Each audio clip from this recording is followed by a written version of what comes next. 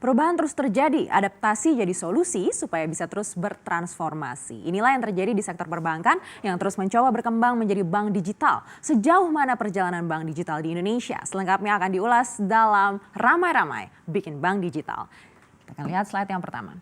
Sebelum kita melihat seperti apa perkembangan bank digital di Indonesia, ini terlebih dulu kita akan lihat seperti apa respon dari pemangku kebijakan, salah satunya dari Otoritas Jasa Keuangan atau OJK. OJK memang berusaha mengantisipasi pergerakan menuju era digital dengan menerbitkan payung hukum. Sejak Desember 2016, OJK sudah menelurkan panduan penyelenggaraan digital branch oleh Bank Umum. Nah, di dalamnya ini tertulis makna layanan perbankan digital sebagai kegiatan perbankan dengan sarana elektronik atau digital milik bank melalui media digital milik calon nasabah ataupun nasabah yang dilakukan mandiri. Artinya layanan ini intinya bisa dilakukan nasabah secara mandiri. Ada beberapa syarat yang dituliskan OJK untuk membuka digital branch. Pertama adalah bank wajib mencantumkan rencana penyelenggaraan atau pembukaan digital branch dalam rencana bisnis bank atau RBB. Dan yang kedua, berdasarkan hasil penilaian posisi terakhir oleh pengawas, bank memiliki modal inti paling sedikit memenuhi kriteria sebagai bank buku 2.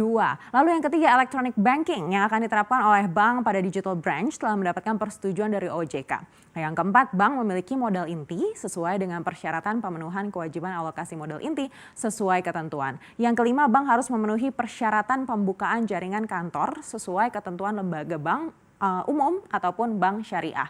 Nah, selain syarat-syarat ini dideskripsikan juga terkait jenis digital branch, ada apa saja dan juga prosedur yang bisa dilakukan. Namun sayang regulasi ini hanyalah seputar penyelenggaraan digital branch atau cabang digital untuk bank umum dan belum spesifik mengenai bank digital murni seperti WeBank di China. Nah, satu-satunya regulasi bank digital adalah peraturan OJK nomor 12 POJK 02 2018 tentang penyelenggaraan layanan perbankan digital oleh bank umum. Jadi seperti layanan e-banking, phone banking, SMS, dan mobile banking. Tapi kalau kita bicara bank digital, ini adalah entitas murni di mana Indonesia belum memiliki aturan sama sekali.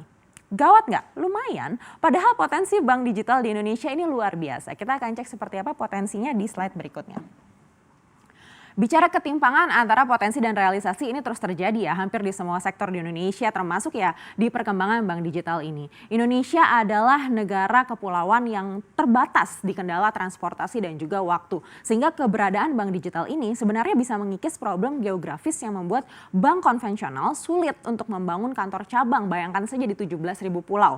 Jadi sebenarnya digital banking ini jelas bisa menjadi solusi untuk mempercepat proses keuangan. Nah, kalau menurut riset yang dilakukan oleh Economy C 2019, ini Indonesia menjadi negara dengan jumlah penduduk unbanked terbesar di ASEAN, yaitu sebanyak 92 juta jiwa. Nah, mendukung riset tersebut, hasil riset Menko Perekonomian di 2018 juga menyatakan bahwa jumlah masyarakat dewasa yang belum mendapatkan akses dan layanan perbankan ini mencapai 51% dari total penduduk dewasa. Nah, sebagian besar belum mendapatkan layanan perbankan dan keuangan karena memang lokasinya di remote area, di daerah perbatasan hingga di daerah rawan dan juga terisolasi. Nah, selain itu untuk mendukung perkembangan UMKM juga karena dari 60 juta UMKM yang ada baru sekitar 30% saja yang sudah mendapatkan fasilitas perbankan. Padahal pertumbuhan penggunaan smartphone ini cukup cepat. Kalau menurut eMarketer bahkan sudah mencapai 30 hingga 50% per tahun. Didukung juga dengan data dari Kementerian Komunikasi dan Informatika yang mengatakan bahwa jaringan internet 4G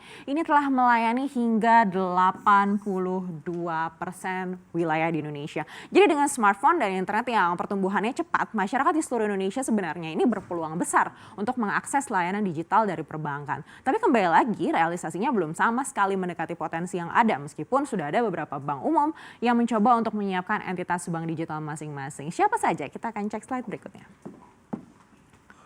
Beberapa bank umum sudah mempersiapkan entitas bank digital masing-masing. Pertama kita akan lihat bank swasta terbesar yaitu Bank BCA. BCA sudah mengakuisisi Bank Royal di November 2019 dan mengubah nama Bank Royal ini menjadi Bank Digital BCA. Berikutnya juga ada Rabobank yang tengah dalam proses akuisisi. Belum disampaikan secara pasti rencananya apa nih untuk Rabobank hingga proses akuisisinya selesai. Tapi yang pasti Bank Digital BCA ini disebut sebagai platform baru BCA dengan persetujuan dari OJK dan Bank Indonesia yang nantinya akan di-merger dengan salah satu anak usaha BCA. Yang mana kita belum tahu, tapi yang pasti ini menarik.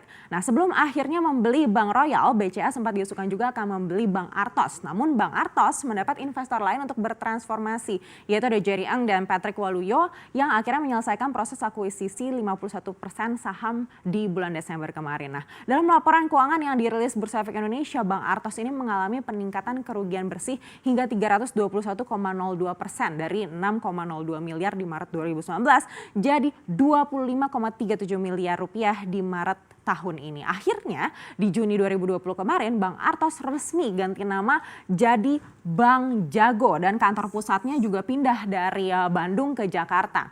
Nah, selain BCA dan Bank Jago, BRI ini juga katanya menyatakan ada peluang untuk mengkonversi anak usaha menjadi bank digital. Salah satu anak usaha yang mungkin dikonversi ini adalah PT BRI Agroniaga atau kalau di BRI ini kode emitennya Agro. Nah, BRI Agro saat ini sudah punya produk kredit digital juga sebenarnya bernama Pinang atau Pinjaman Tenang.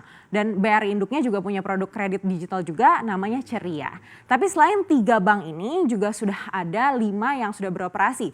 Yaitu yang pertama ada Genius, ini adalah pionir bank digital yang dibentuk dari BTPN. Lalu ada TMRW atau Tomorrow oleh Bank UOB. Ada The Safe juga oleh Bank Danamon. Ada Permatami dari Bank Permata dan juga Digibank dari DBS. Nah, itu di Indonesia. Bagaimana dengan di skala yang lebih besar lagi? Kita akan cek slide berikutnya.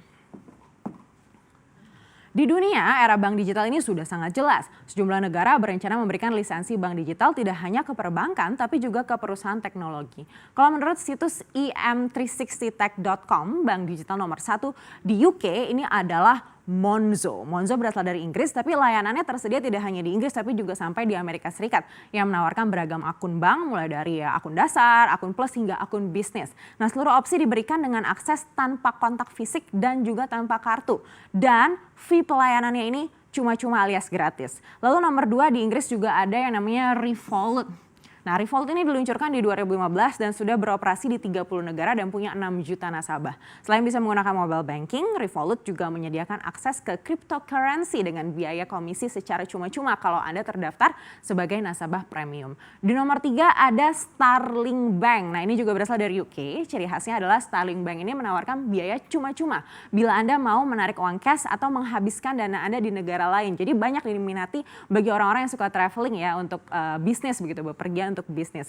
Dan berikutnya kita ke Asia. Nah, kalau dilihat di Asia yang terbesar Asian Pride ini adalah bank digital China, WeBank. WeBank dikendalikan bukan oleh bank tapi oleh raksasa fintech Tencent.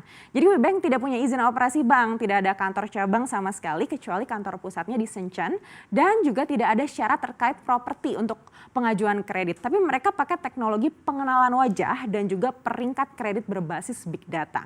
Tapi kalau dari segi operasi mereka itu sangat strict. Di 2018 laporan rasio kredit bermasalahnya atau NPL ini hanya 0,5%. Angka ini jauh lebih rendah dari NPL industri perbankan di China di periode yang sama sebesar 1,8%. Artinya ini adalah rekor tertinggi.